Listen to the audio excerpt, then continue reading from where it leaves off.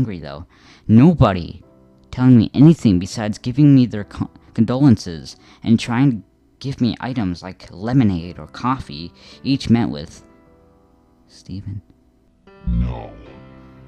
I slapped myself for idiocy, suddenly realizing how the likely answer was right in front of me. Pallet Town, of course. When I went there though, which took a long time, having to walk, no Pokemon to fly with, no bicycle, no ride, and Stephen only seemed to move half the regular movement speed. It wasn't much different. I first tried talking to Professor Oak. These things happen. You were just unlucky. Next I tried Blue's sister. Please, don't leave home again.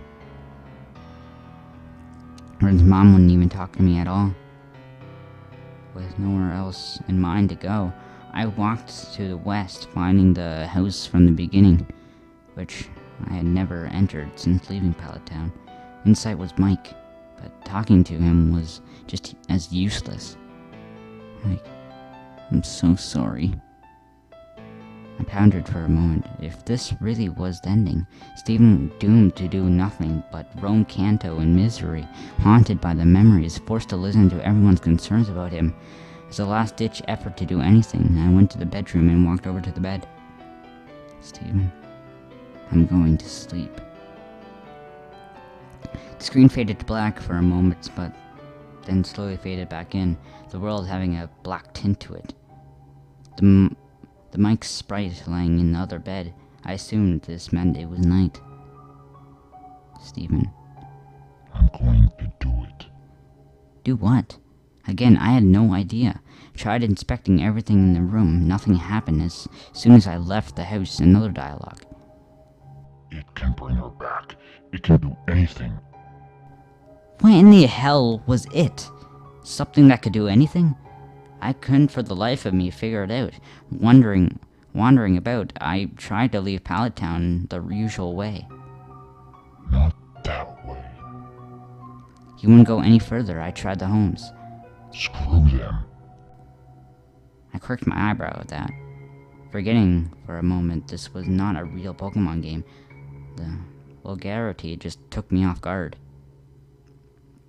I continued to look around, but there was nowhere I could go until I accidentally stepped on the ocean.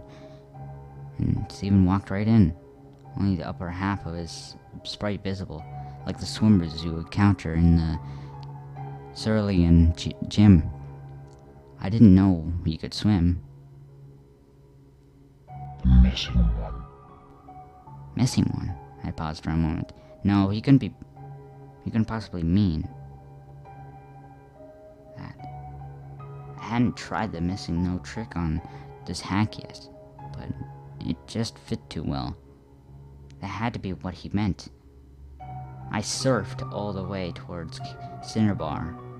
I began to feel something was off, more so than this already was. Silence, the Lavender Town music had stopped. There was no noise at all, nor were there any Pokemon. I just kept going, finding Cinnabar and surfing up and down the east coast. Lo and behold, Wild Missing-No appeared. Mine. Wild Missing-No was caught. What the hell? Stephen didn't do anything. He just commanded that atrocity of broken data to join him. No, became his possession, and it did. I was getting more and more disturbed by this all. Checking the start menu, I saw Missing-No was not in my party, but instead an item, making things even stranger. I checked the trainer card as well. Stephen has his back to me. His long hair draped behind him, his hands in his pockets, nothing else. Remembering what he said at the start of this night, I realized what I had to do. I surfed to land and made my way northeast to what else? Where else? Lavender Town. Along the way, I noticed all the trainers, oddly still out at this hour. Wouldn't look at Stephen, all of them turning when he passed, even those that were normally static. I tried talking to one of the officers in the guardhouse type building. Just go. They all said the same thing. one sent chills down my spine. Sometimes dead is best. My hands were sweating by this point. Stephen was about to try the impossible, something some would see as a crime against nature, which many of these people shared that opinion. I steeled myself. It's just a game, and I was going to complete it. It took an eternity to reach the Pokemon Tower, but I got there eventually, taking a deep breath and heading toward the tombstone. I remembered which one. The image of Stephen standing before it burned into my mind after, First I tried inspecting it. Mickey. Nothing happened. With a gulp, I opened the menu and selected Missing No from the bag. Stephen, don't use it! Oh. Professor Oak. I was reminded of when Professor Oak would magically tell you that you couldn't use a key item somewhere, like when you using a bicycle in a building. Though the message this time was different, even worse. Stephen responded to it. The world that cheated me. Why should I play fair? Stephen used it.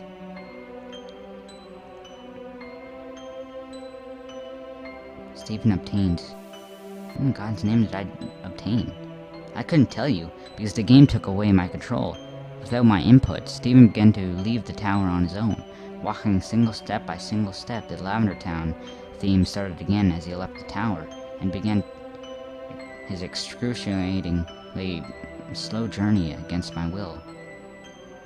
Every time he crossed one of the borders where the music would change, it got progressively slower, more and more disturbing. By the time he reached Cursalin City, it was a demonic rumbling.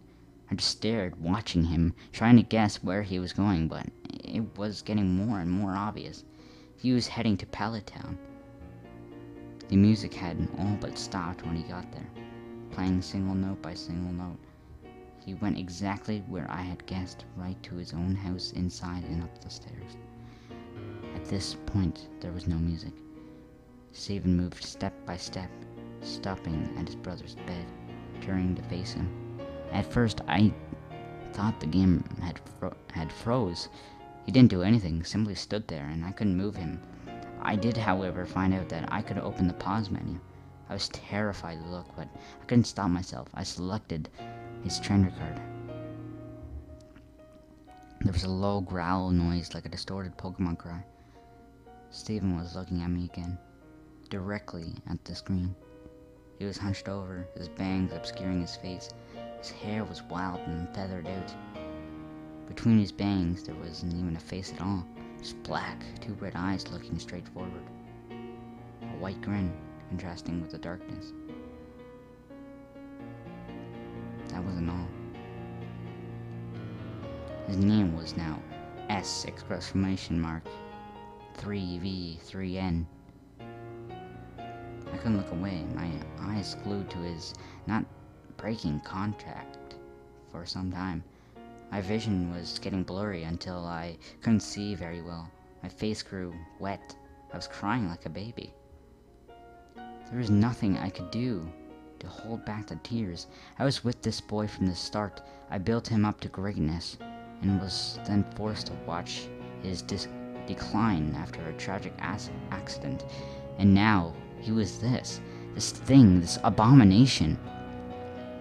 I watched him go insane. Holding my tears, wiping my eyes, I closed out of the trainer card and tried to save the game, wanting to just quit. The game informed me that this was impossible. Nothing can be saved now. The pause menu wouldn't close no matter what I did, so with no other option, I checked the bag. Nothing happened. I checked Pokemon, and there was one. A single sprite met me. It had 0 HP. Its status, DED. Its name. I selected it. It was greeted with 4 options. Status, it's her. Switch, never. Close, no. Strangle.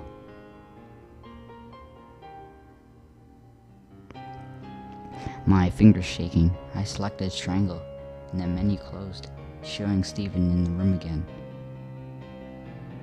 Goodbye. Snap! The game shut itself off. I was more dumbfounded than frightened. In a bit of a shock, I turned it back on. The title screen showing the manic Stephen and a horribly glitched Charizard. I pressed start, then continue. All I saw was a zoomed out view of Pallet Town, showing Stephen's home to the west. Tall grass surrounding it. Those unmovable stone blocking it from the rest of the town. The image was completely static, no music, no movement before fading to white, going back to the title screen. It was as it had been when it first popped in. A trainer and a Charizard.